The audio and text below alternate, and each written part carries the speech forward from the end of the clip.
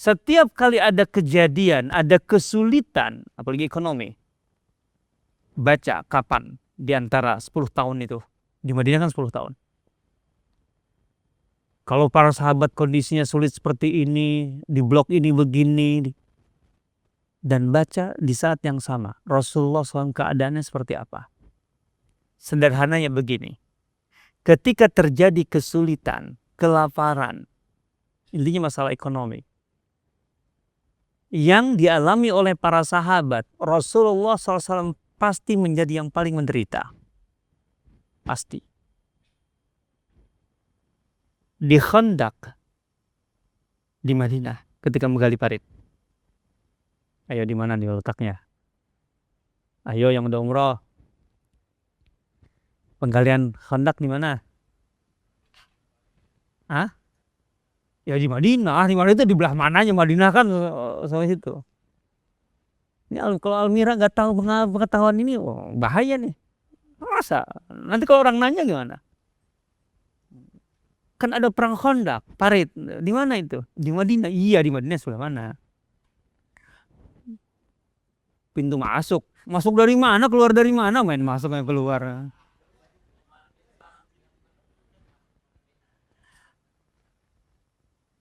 Sekarang tuh ada monumennya. Ada Masjid Al-Fatah itu. Itu pusat komandonya. Dari situ memanjang ke arah Uhud sekitar 6 kilometer. Itu selama 10 hari itu digali parit itu. Dan itu di musim dingin, di tahun kelima, di tengah ekonomi yang begitu sulit. Ingat, Madinah itu mengandalkan kurma. Musim dingin itu kurma baru berbunga. Karena panennya itu musim panas.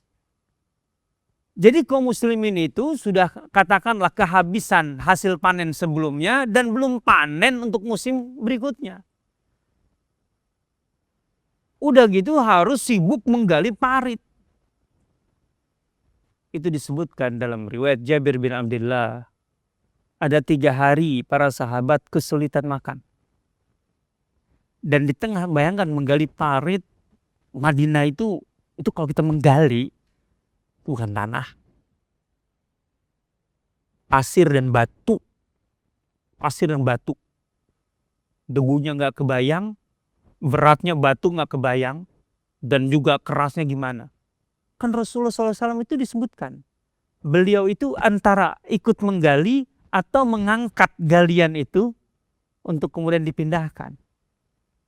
Dan menarik kalau kita baca buku Syama'il, sampai ada sahabat mengatakan, aku melihat debu-debu halus menempel di bulu-bulu dada Rasulullah SAW. Berarti Rasulullah SAW pakai baju tertutup nggak? Ya enggak dong, orang bulu dadanya kelihatan. Rasulullah tuh santai aja, nggak kayak gimana-gimana gitu, harus pakai jubah melulu, kemudian pakai uniform gimana, enggak.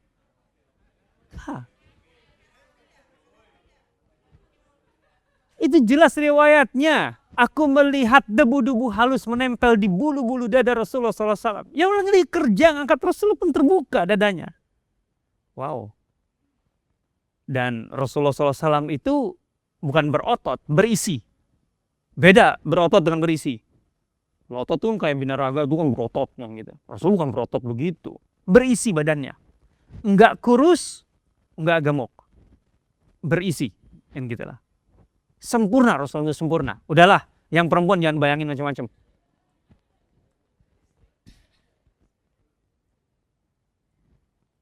Nah, sahabat Jabir itu mengatakan, ketika aku berada dekat dengan Rasulullah SAW, aku mendengar sesuatu dari arah perutnya. Wah, kata Jabir, aku menduga setidaknya 3 hari ini Rasulullah SAW tidak makan. Coba kan. Itu perkiraan sahabatnya. 3 hari tidak makan. Jadi ketika para sahabatnya keberatan, beliau itu yang paling berat. Itu Rasulullah SAW. Tapi beliau tidak menunjukkan sesuatu. Hanya memang beliau perlulah. Karena mungkin kelaparan yang kuat, begitu kuat. Akhirnya mengikat perutnya dan mengganjalnya dengan batu. Maka kata Jabir, aku menghampiri beliau dan berkata, ya Rasulullah, aku mohon izin untuk pulang dulu ke rumah. Kebetulan Jabir itu belum lama nikah. Rasul paham lah, ya udah pulanglah. Ternyata pulang ke rumah itu langsung bilang ke istrinya, istriku, bahan makanan yang tersisa di rumah tinggal apa nih? Ya itu tinggal anak kambing di pojok, satu, gitu ya. Dan 1 kantung gandum. Oke, aku akan nyembelih kambing dan aku masak. Engkau siapkan roti dengan gandum itu. Suami istri baru nikah. Kita jamu Rasulullah. Aku menduga 3 hari ini beliau tidak makan. Wah, semangat lah itu suami istri bahu membahu. Begitu hampir selesai, kata Jabir, aku akan mengundang Rasulullah. Apa istrinya bilang? Suamiku, aku pesan ya, jangan mempermalukan istrimu. Maksudnya di rumah. Hampirilah Rasulullah, berbisiklah, agar beliau hanya membawa 2 atau 3 orang saja. Karena cukupnya segitulah, kurang lebih. Apalagi kan kelaparan. Ya, kata Jabir, artinya nggak mungkin aku mempermalukan. Kalau banyak orang kan gimana menjamunya kan gitu, nggak kebayang. Sementara kan memang targetnya dari awal Rasulullah SAW ini sudah 3 hari nggak makan. Jabir datang muncul, mendekati Rasulullah. Diam-diam dekat. Ya Rasulullah, di rumah sudah ada makanan. Sudah kami siapkan. Mohon kau bawa 2 atau 3 orang temanmu saja. Jabir tahu Rasulullah nggak mungkin sendirian. Nggak mungkin. Rasulullah SAW kalau ada makanan, jamuan kayak gitu, nggak mungkin mau sendirian. Apalagi di saat beliau bersama para sahabat dan para sahabatnya kelaparan. Nggak akan pernah. Ini. Siapa yang mau ikuti sunnah ini? Bahkan kalau tahu kebiasaan sehari-hari Rasulullah SAW, ada nggak yang pernah tahu Rasulullah SAW makan siang itu di mana? Harus diketahui, Rasulullah SAW enggak pernah makan siang dengan istrinya berdua. Enggak pernah. Karena bagi Rasulullah SAW itu enggak mungkin. Itu masalahnya. Di sekitar Rasulullah SAW itu ada puluhan sahabat yang kelaparan tiap hari.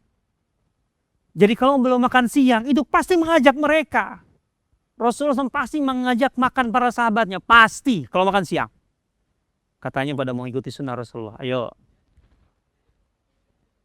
Kalau makan siang ya, makan siang tuh jangan yang macam-macam lah. Yang sederhana aja. Disederhanakan aja lah. Cukup bawa 5 orang lah paling tidak kan itu. Nah, Rasulullah SAW mendengar kata-kata Jabir itu, beliau tidak bilang iya, tidak bilang tidak. Diam aja. Beliau bergeser, naik ke tempat yang lebih tinggi. Ke tempat yang lebih tinggi. Itu para sahabat lagi gali kerja. Kata Anas bin Malik yang meriwayatkan, saat itu ada 1.000 orang yang sedang bekerja. Beliau dari ketinggian berteriak begini, hai sahabat-sahabatku, dengarlah. Jabir telah menyiapkan makanan untuk kita. Habis Jabir. Kata Rasul, Jabir pulanglah duluan. Jangan kau turunkan itu panci atau apa kalau bahasa kita dari tempatnya. Jangan kau buka sampai aku datang. Itu aja pesannya. Jabir itu udah nggak gimana perasaan, nggak kebayang deh.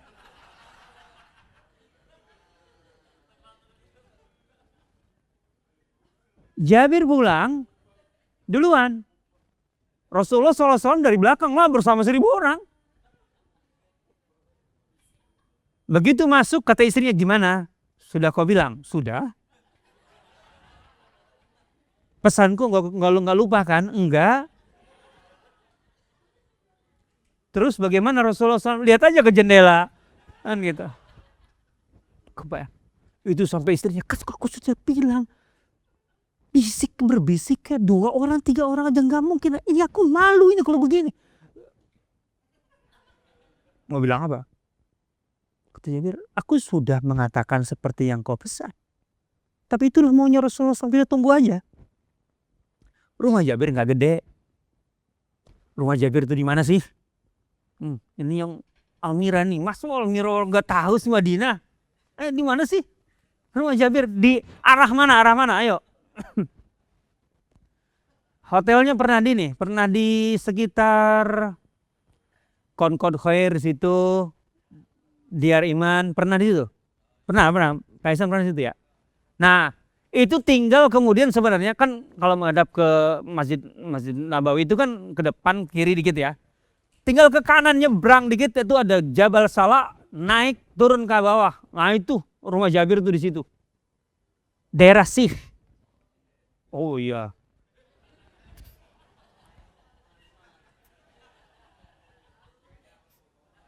Di dekat Masjid Al-Fatah sekarang, nggak jauh di situ kawasannya.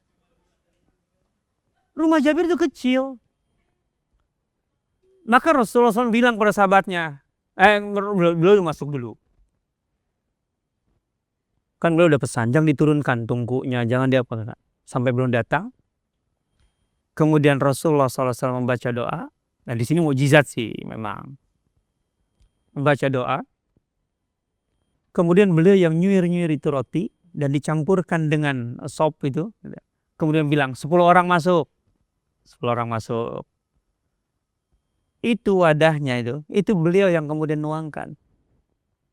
Jabir yang membantu, menjadi asisten, nuangkan. 10 orang sama makan selesai.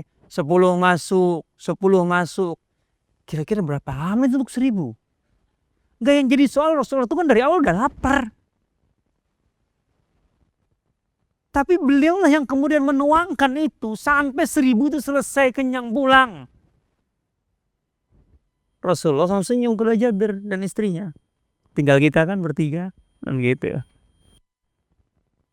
Kata istri Jabir, ya Rasulullah, bolehkah aku mengambil sebagian untuk kubagikan kepada tetangga? Bagikan. Begitu selesai, kata Jabir, ya Rasulullah,